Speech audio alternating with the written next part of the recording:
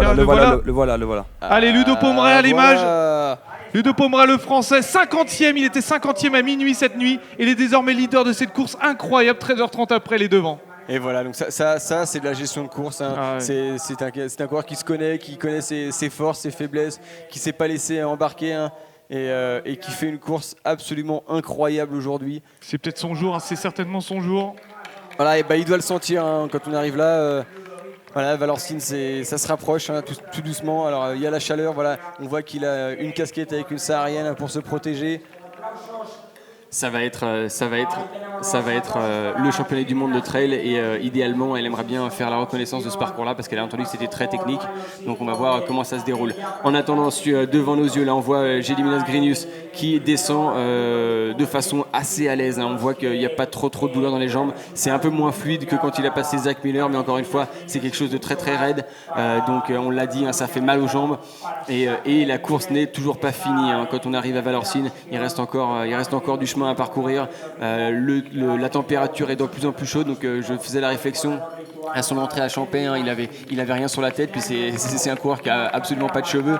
On s'est dit est-ce qu'il va se couvrir, donc là voilà, il a cette casquette sur la tête, il fait attention, il est vigilant, il a aussi un bœuf hein, qui a dû être rempli avec des glaçons ou au moins humidifié pour gérer la température corporelle le mieux possible.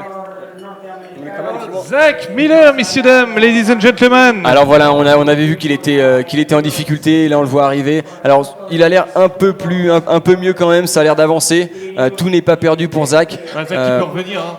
Revenir, ça va être compliqué. Qui peut aller un petit peu mieux parce qu'il a eu un bon. Voilà, il était vraiment au fond du bac. On l'a vu passer très très très difficilement, se faire doubler par Gediminas Grinius à Mach 2. Ouais, et regardez Zach Miller qui a fait quasiment toute la course en tête alors que Ludo Pomeray a vraiment mieux géré sa course parce qu'il était 50e Ludo Pomeray et aujourd'hui à l'instant Ludo Pomeray est leader de la course, on vous le rappelle, devant Gediminas Grinius, le vainqueur du Mont Fuji.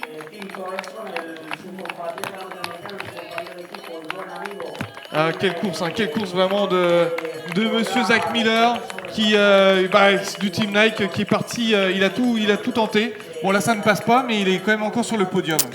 Il doit faire très très chaud dans cette montée. Et Caroline Chavreau que l'on retrouve au col de la Forclaz, la leader chez ces dames, elle est française. Mesdames et messieurs, Caroline Chavreau qui est partie pour l'instant pour aller gagner l'UTMB.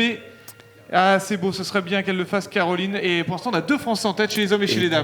Deux personnes du membre du team Oka. Ouais, donc, c'est la fête chez Oka ce samedi. Oui. Ça continue d'arriver, alors c'est difficile. Est-ce que c'est elle? Et non. Si, c'est elle, bien sûr. Alors, Andrea Hauser. 58, ça fait 7 minutes. 7 minutes. Et elle a repris une minute encore dans la descente. 7 minutes d'écart entre Caroline Chavreau et Andrea Hauser. Le duel est lancé à 40 km de l'arrivée à peu près. Mais en train de limiter la casse, hein, puisqu'elle avait 10 minutes à Champey, 7 minutes, elle revient mais un peu moins fort. Hein, donc ça se trouve peut-être une bonne gestion, hein, c'est ce qu'on peut espérer en tout cas pour la Française, une bonne gestion. Et donc voilà, là on a cette fantastique image de Ludo Pomeray en direct. Le leader de la course, là il souffre. Ça devient compliqué. Là il souffre, Ludo Pomeray, il faut qu'ils soient encouragés. Soutenez-le derrière votre écran, Ludo Pomeray, messieurs, dames, qui est leader de cette course mais qui souffre parce que là c'est très dur. Il s'accroche pour aller du col des montées à la tête au vent. C'est la dernière montée de l'UTMB. C'est peut-être un coup de moins bien qu'il a. Après, faut le savoir, hein, c'est assez hyper raide cette montée. Elle est vraiment costaud. En plein cagnard, on voit là les rochers, là ça reflète la chaleur. Dur, mais ouais, là ça paraît assez difficile pour Ludo Pomeray. Après voilà, s'il a 15 minutes, c'est quand même un coussin confortable, hein, parce que comme tu le disais, c'est la dernière montée. Ensuite, ça déroule jusqu'à la Flégère, puis Chamonix. Et Ludo Pomeray, on sait qu'il est très très bon descendeur. Très bon descendeur. On l'a vu sur cette course où il a fait ses retards à chaque fois dans les descentes, dans les montées aussi, mais très fort dans les descentes. Tiens, il y a une petite question de Chris. Étant coureur de marathon, combien de temps nécessite une préparation pour l'UTMB? Je poserai à toi, Martin. J'ai jamais couru l'UTMB. Pour passer du marathon à un UTMB ou à une diagonale des fous, par exemple, comme tu vas faire, Ça dépend. Encore une fois, je vais pas chacun essayer de pas être trop élitiste, mais ça dépend si on est capable de courir en 2h30 au marathon, en 3h au marathon ou en 5h au marathon. Ouais. Un coureur moyen, c'est vrai qu'après il faut s'entraîner et puis il faut le sentir, il faut aller faire des tours en montagne, essayer de vous. Voilà, c'est ça. Hein. Si on est coureur sur route, il y a une énorme transition à faire avant de même envisager de faire de l'ultra. C'est du renforcement musculaire, c'est de la proprioception, c'est être capable d'évoluer, enfin de lire le terrain, de pouvoir regarder à 3 mètres mais plus où on pose les pieds. C'est toute une transition. Hein. Il y a des coureurs sur route qui arrivent très très bien. On le voit notamment chez les coureurs Nike. Hein. C'est tous des coureurs de marathon à la base. Allez, Grinius, j'ai dit Mignas, Grinius le voici dans le col des montées et c'est la même allure. C'est la même allure que c'est pareil. Que Ludo Pommeret. Ça paraît extrêmement dur. Ouais, il a l'air d'être lessivé. Parce que voilà, on sait que là, ça c'est des athlètes du plus haut niveau et l'allure à laquelle ils montent. Ça fait peur, hein. Ça donne vraiment pas envie de se le faire soi-même parce que là, si eux, voilà, comme tu dis, hein, si eux passent à cette allure-là, nous les mortels, mais c'est véritablement. Il souffre là, il souffre notre ami lituanien. Et on ne voit jamais le sommet en plus. Imaginez un petit peu. Ça c'est assez compliqué moralement hein, de s'engager dans ce mur-là où on voit voilà, c'est quand même accidenté. Il y a des quelques marches à monter de temps en temps. C'est vraiment pas de tout repos et voilà, on ne voit jamais le sommet. Donc c'est une montée en zigzag qui n'en finit pas.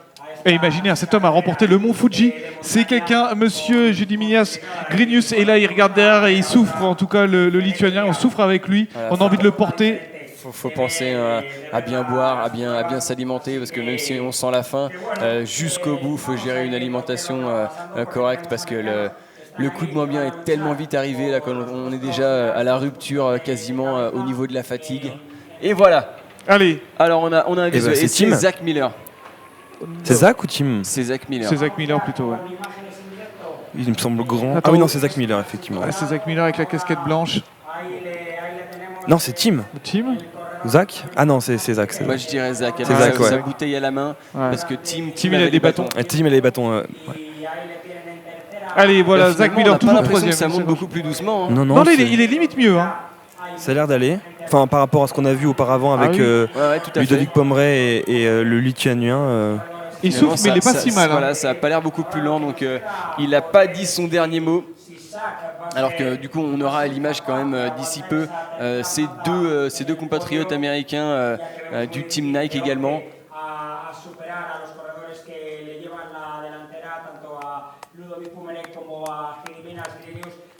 Et voilà, ça c'est le pire. Quand on regarde là-haut, quand on regarde le col, et on ne le voit pas. On n'a aucune idée, et avec la végétation, on ne voit même pas les zigzags. Là, grâce aux randonneurs, on peut deviner où est le trail. Mais c'est véritablement très très très difficile mentalement cette montée à la tête au vent, parce que c'est dur, c'est ensoleillé, c'est raide, et voilà, on est en bout de course, hein, 155 km dans les pattes. Encore une quinzaine de kilomètres pour Caroline Chevreau. La voici dans le col des Montées. Allez, on va suivre. Regardez Caroline sur votre gauche. C'est la première féminine, la Française Caroline Chevreau. Caroline Chevreau qui a tout remporté cette année. Il lui manque en tout cas, un UTMB. Elle essaye de remettre sa casquette. Allez Caroline. Ah, là, changement d'atmosphère. On est en plein milieu de la montagne. Juste après Valorcine. Et on entend. Allez Caro, c'est bien.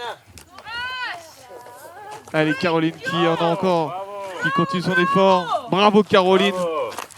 On a vu tout à l'heure, hein, il y a un petit moment passé les hommes à ce même endroit.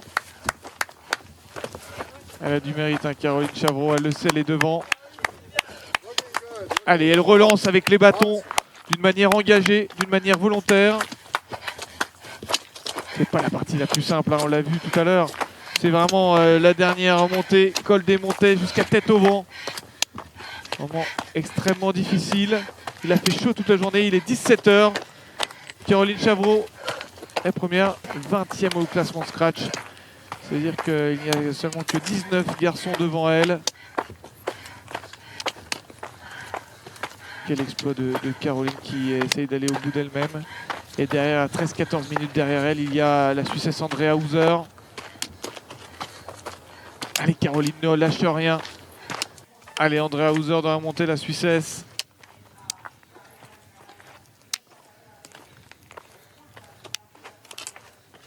Elle aussi va au bout de son effort, va au bout d'elle-même.